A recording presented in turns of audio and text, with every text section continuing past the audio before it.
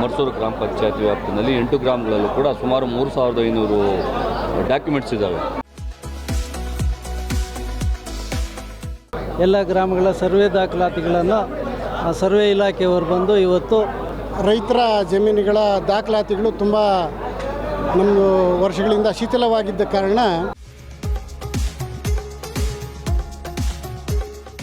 ಮರ್ಸೂರು ಮತ್ತು ಮಡಿವಾಳ ಎಲ್ಲ ರೈತರಿಗೂ ಅನುಕೂಲ ಮಾಡಿದ್ದೀರಾ. ಇದನ್ನು ಪೂರ್ಣಗೊಳಿಸ್ಬಿಟ್ಟು ತಮಿಳುನಾಡಿಗೆ ಹೋಗಬಾರ್ದು ಅಂಥೇಳಿ ಎಲ್ಲ ಈಗ ಆಕಾರ ಬಂದು ಹೊಸದಾಗಿ ತಿದ್ದುಪಡಿ ಮಾಡಿ ನಮ್ಮದು ಶಿಥಿಲವಾಗಿತ್ತು. ನಮ್ಮ ಎಲ್ಲ ಚುನಾಯಿತ ಪ್ರತಿನಿಧಿಗಳ ಸಹಕಾರದಿಂದ ರಾಮಲಿಂಗಾರೆಡ್ಡಿ ಅವರು ಇರ್ಬೋದು, ಶಿವಣ್ಣ ಅವರು ಇರ್ಬೋದು, ಗೋಪಿನಾಥ್ ರೆಡ್ಡಿ ಅವರು ಇರ್ಬೋದು,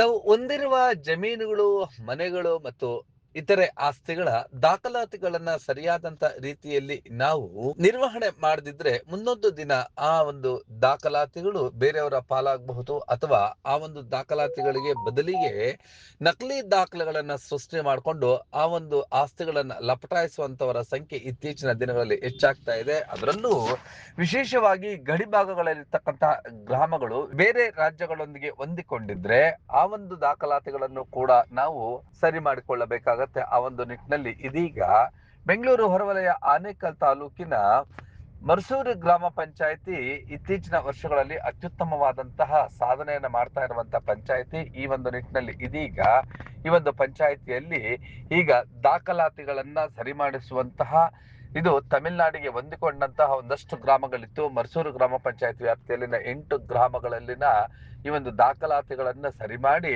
ಅವರಿಗೆ, ರೈತರಿಗೆ ಮತ್ತು ಬಡವರಿಗೆ ಬೇಕಾಗಿರುವಂತಹ ದಾಖಲಾತಿಗಳನ್ನ ವಿತರಿಸುವಂತಹ ವಿಶೇಷವಾದಂತಹ ಕಾರ್ಯಕ್ರಮಗಳನ್ನ ಕಂದಾಯ ಇಲಾಖೆ ವತಿಯಿಂದ ದಾಖಲೆಗಳನ್ನ ಪುನರ್ ನಿರ್ಮಾಣ ಮಾಡಿ ಸಾರ್ವಜನಿಕರಿಗೆ ದಾಖಲೆಗಳನ್ನ ವಿತರಿಸುವಂತ ಕಾರ್ಯಕ್ರಮವನ್ನ ಆಯೋಜಿಸಲಾಗಿತ್ತು.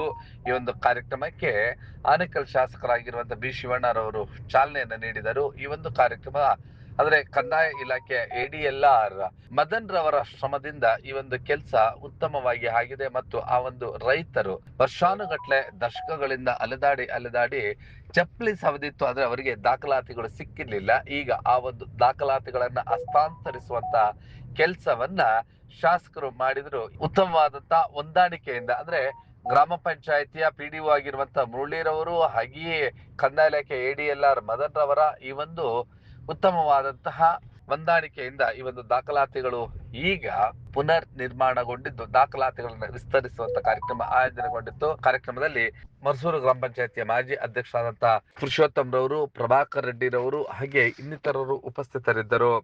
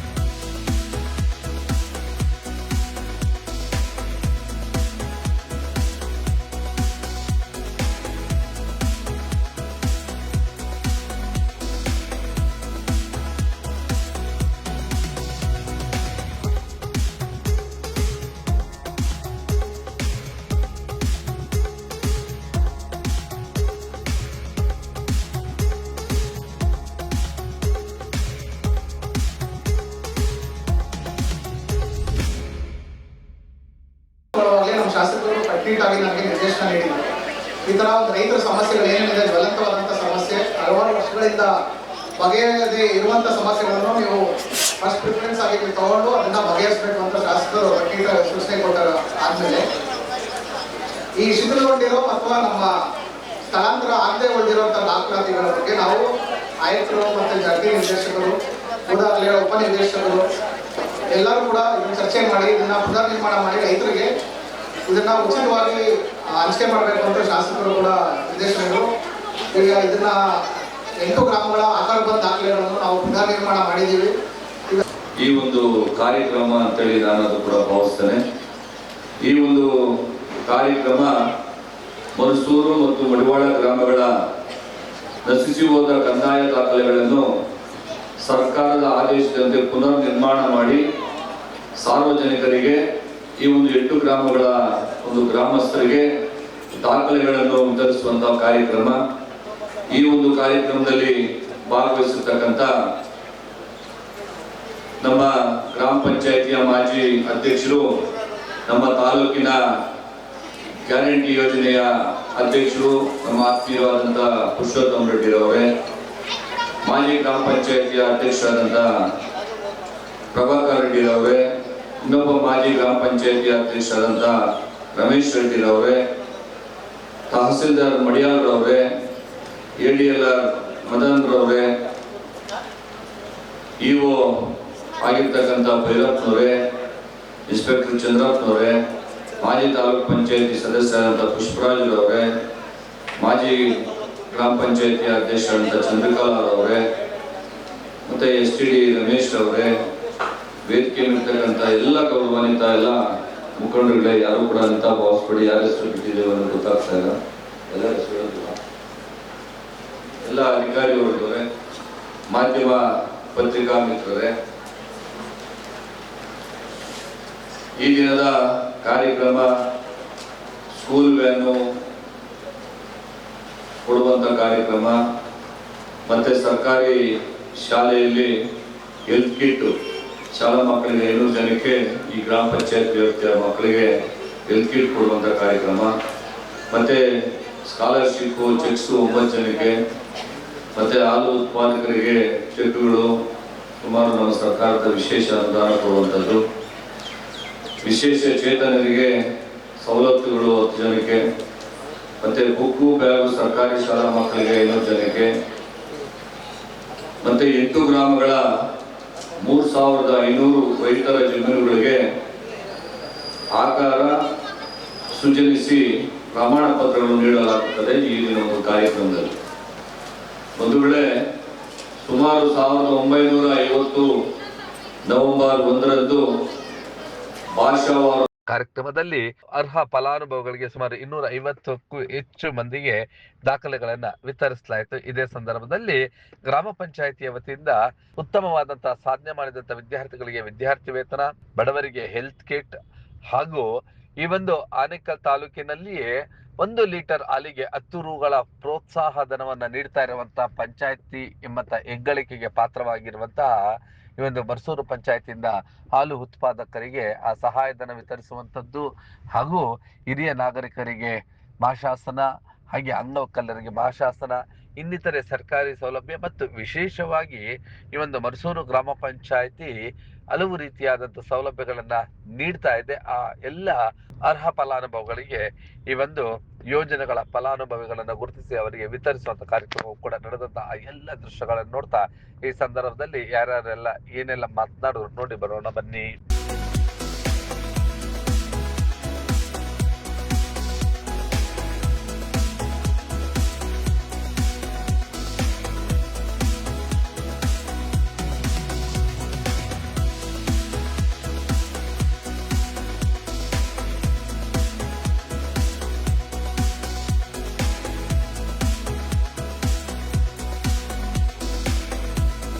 ಪಂಚಾಯತಿ ವ್ಯಾಪ್ತಿನಲ್ಲಿ ಈ ಒಂದು 8 ಗ್ರಾಮಗಳು, ಮರ್ಸೂರು ಗ್ರಾಮ ಪಂಚಾಯತಿ ವ್ಯಾಪ್ತಿಯ 8 ಗ್ರಾಮಗಳು ಈ ಡಾಕ್ಯುಮೆಂಟ್ಸ್ ಎಲ್ಲನೂ ಕೂಡ 1950ರಿಂದ 73ವರೆಗೂ ಕೂಡ ನಮ್ಮ ರಾಜ್ಯ ಮತ್ತು ತಮಿಳುನಾಡೆಲ್ಲ ಬೈಫರ್ಗೇಷನ್ ಆಗಿದ್ದರೂ ಕೂಡ ಡಾಕ್ಯುಮೆಂಟ್ಸು ಎಲ್ಲನೂ ಕೂಡ ಹೊಸೂರಲ್ಲಿತ್ತು. ಈ ಪಂಚಾಯತಿಗೆ ಸಂಬಂಧಪಟ್ಟಂಥ ಡಾಕ್ಯುಮೆಂಟ್ಸು ಅದನ್ನು ಅಲ್ಲಿಂದ ಈಗ ನಮ್ಮ ಕರ್ನಾಟಕ ರಾಜ್ಯಕ್ಕೆ ಡಿವೈಡ್ ಮಾಡಿಕೊಂಡು ಇವತ್ತು ನಮ್ಮ ಈ ಗ್ರಾಮ ಪಂಚಾಯತಿ ವ್ಯಾಪ್ತಿನಲ್ಲಿ ಆಕಾರ ಬಂದು ಇರ್ಬೋದು, ಪಾಣಿ ಇರ್ಬೋದು, ಮಿಟೇಷನ್ ಇರ್ಬೋದು, ಇದೆಲ್ಲನೂ ಕೂಡ ಏನು ತಮಿಳುನಾಡಲ್ಲಿದ್ದಂಥ ತಮಿಳು ಅಕ್ಷರಗಳಲ್ಲಿದ್ದಂಥ ಒಂದು ಏನು ಡಾಕ್ಯುಮೆಂಟ್ಸು ಅದನ್ನು ಕನ್ನಡಕ್ಕೆ ಅನುವಾದ ಮಾಡಿ ಆ ಕನ್ನಡದಲ್ಲಿರ್ತಕ್ಕಂಥ ಡಾಕ್ಯುಮೆಂಟ್ಸ್ನ ಇವತ್ತು ಕೊಡುವಂಥ ಕಾರ್ಯಕ್ರಮ ಮರ್ಸೂರು ಗ್ರಾಮ ಪಂಚಾಯತಿ ವ್ಯಾಪ್ತಿನಲ್ಲಿ 8 ಗ್ರಾಮಗಳಲ್ಲೂ ಕೂಡ ಸುಮಾರು 3500 ಡಾಕ್ಯುಮೆಂಟ್ಸ್ ಇದ್ದಾವೆ.